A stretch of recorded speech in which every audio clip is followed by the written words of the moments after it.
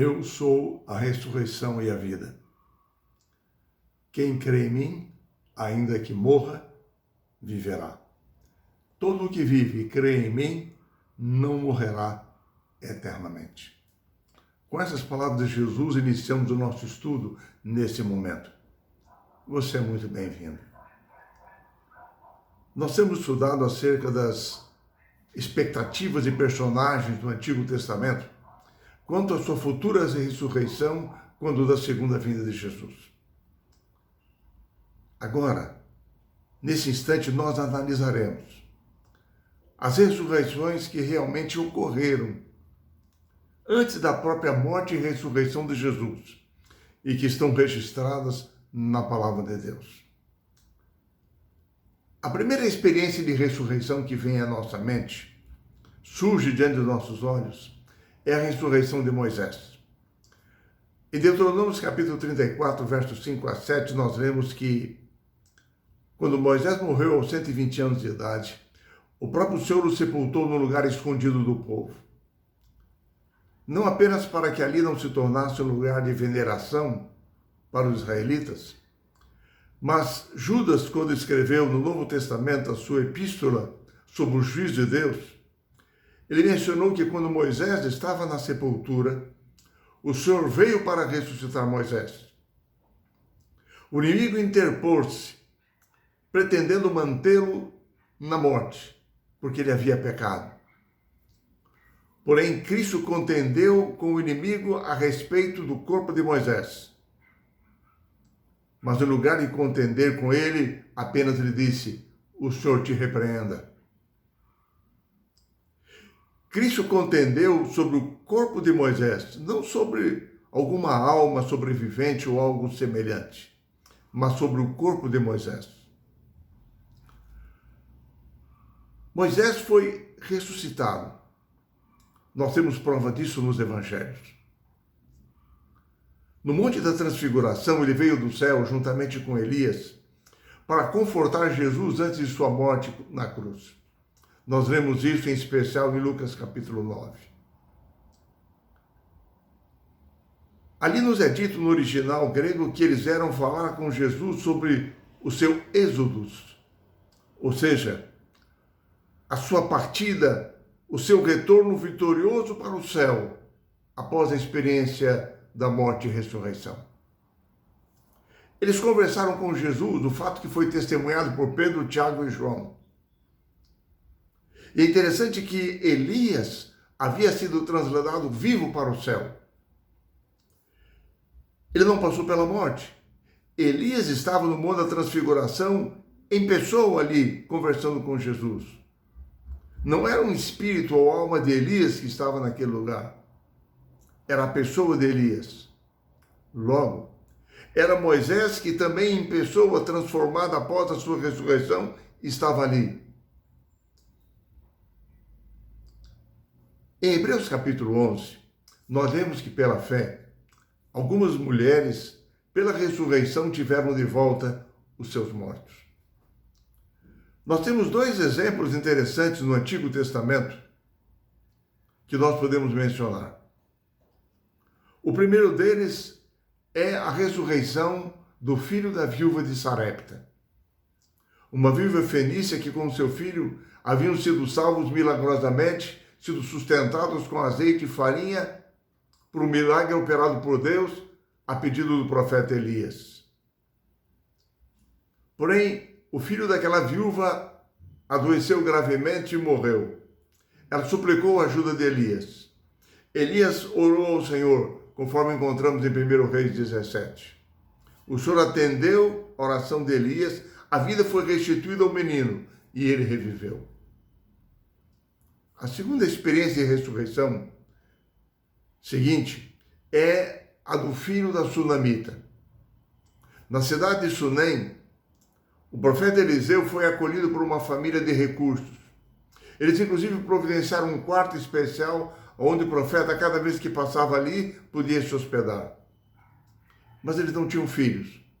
O profeta Eliseu predisse que ela teria um filho. O menino nasceu, cresceu, saudável, feliz, mas um belo dia ele adoeceu e morreu. A mulher dirigiu-se até o Monte Carmelo, onde se encontrava o profeta Eliseu, pedindo que ele viesse para ajudar naquela situação. Eliseu orou insistentemente ao Senhor. O menino tornou a viver. Depois dessas 3 experiências do Velho Testamento, nós encontramos mais 3 ressurreições promovidas por Jesus no Novo Testamento, antes mesmo de sua própria ressurreição. A primeira delas, a ressurreição do filho da viúva de Naim. Em Lucas capítulo 7, versos 11 até o verso 15, nós encontramos o seguinte: como se aproximasse da porta da cidade, eis que saiu o enterro do filho único de uma viúva, e grande multidão da cidade ia com ela. Chegando-se, Jesus tocou o esquife. Parando os que conduziam, disse: jovem, eu te mando, levanta-te. O jovem sentou-se, aquele que estivera morto, e passou a falar. E Jesus o restituiu à sua mãe. Encontramos aqui a iniciativa de Jesus. A mãe não pediu, ninguém a ajudou solicitando a Jesus. Porém, Deus cuida de nós mesmo quando somos incapazes de pedir. Seu toque restaurador pode nos alcançar, mesmo quando nós nos sentimos indignos de recebê-lo. Deus alcança todos com sua graça e com sua misericórdia. Deus alcançou aquela mulher, aquela pobre viúva. Deus alcançou um líder como Moisés. Deus alcançou uma viúva, uma estrangeira. Deus alcança pessoas pobres e pessoas ricas. Deus alcança todos com sua graça salvadora. A segunda experiência que nós encontramos na vida de Jesus, em seu ministério, foi a ressurreição da filha de Jairo, o chefe da sinagoga. Jesus provou a fé daquele homem. Ele retardou a sua chegada à casa dele e apenas lhe disse: não tenha medo, apenas creia. Quando Jesus chegou à casa daquele homem, do chefe da sinagoga, Jairo, ele encontrou uma multidão chorando pela morte da menina. E ele disse: a menina apenas dorme. A mesma coisa que ele disse a respeito de Lázaro, quando chegou e Lázaro estava morto. Parece que a metáfora confortadora de que a morte significa um sono parece ser a maneira preferida de Jesus para referir-se à morte. Em Marcos capítulo 5, versos 41 e 42, diz: ele tomando-a pela mão, disse: Talitá, cumi, que quer dizer: menina, eu te mando, levanta-te. Imediatamente a menina levantou-se e começou a andar, pois tinha 12 anos. A morte é algo definitivo, absoluto, irreversível. Mas, para Jesus, a morte é apenas um sono. E Ele, como doador da vida, é o único que pode nos despertar desse sono, porque Ele tem as chaves da morte. Nós podemos imaginar que, ao ver a menina ressurreta, isso foi transformador, impactante para as pessoas daquele tempo. É o que nos relatam os evangelhos. A terceira experiência de Jesus ressuscitando alguém, nós encontramos na ressurreição de Lázaro. Ele foi avisado de que Lázaro estava doente, então dirigiu-se até Betânia. Mas também demorou-se, e no caminho ele disse aos discípulos: esta enfermidade é para a glória de Deus. Lázaro adormeceu, mas eu vou para despertá-lo. Os discípulos argumentaram, mas mestre, se ele está apenas dormindo, ele está bem, está salvo. E Jesus disse: Lázaro adormeceu, mas ele morreu. Lázaro morreu. Ele comparou a morte a um sono. Lázaro adormeceu e eu vou despertá-lo. Propositadamente ele demorou-se pelo caminho, de modo que quando chegou a Betânia, Lázaro já estava sepultado há 4 dias. Então a sua morte já estava confirmada. E é interessante quando ele disse a Marta: o teu irmão há de ressurgir? Ela disse, Senhor, eu sei disso. Ele há de ressurgir na ressurreição no último dia. Ou seja, Marta, ela demonstrou que ela cria na ressurreição final da história.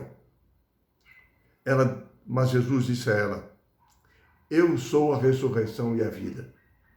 Quem crê em mim, ainda que morra, viverá. Todo que vive e crê em mim não morrerá eternamente. 3 pontos chamam a nossa atenção nesse texto.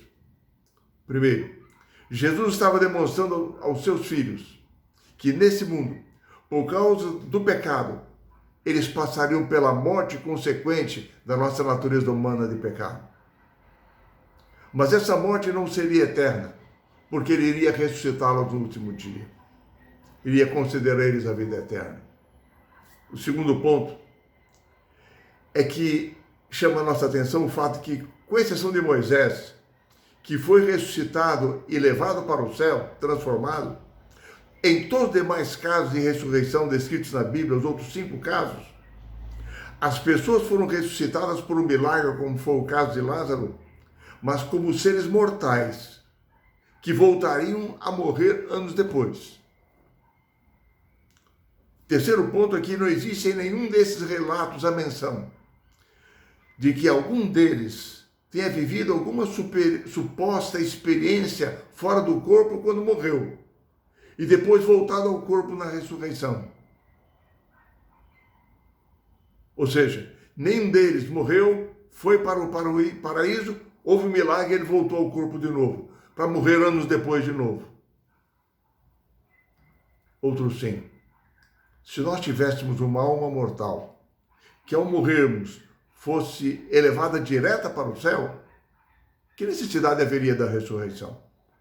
Assim, após uma breve oração, Jesus ressuscitou a Lázaro. E naquele momento as pessoas viram a vitória de Cristo sobre o poder da morte. Seu poder vivificante que traz vida aos seus filhos.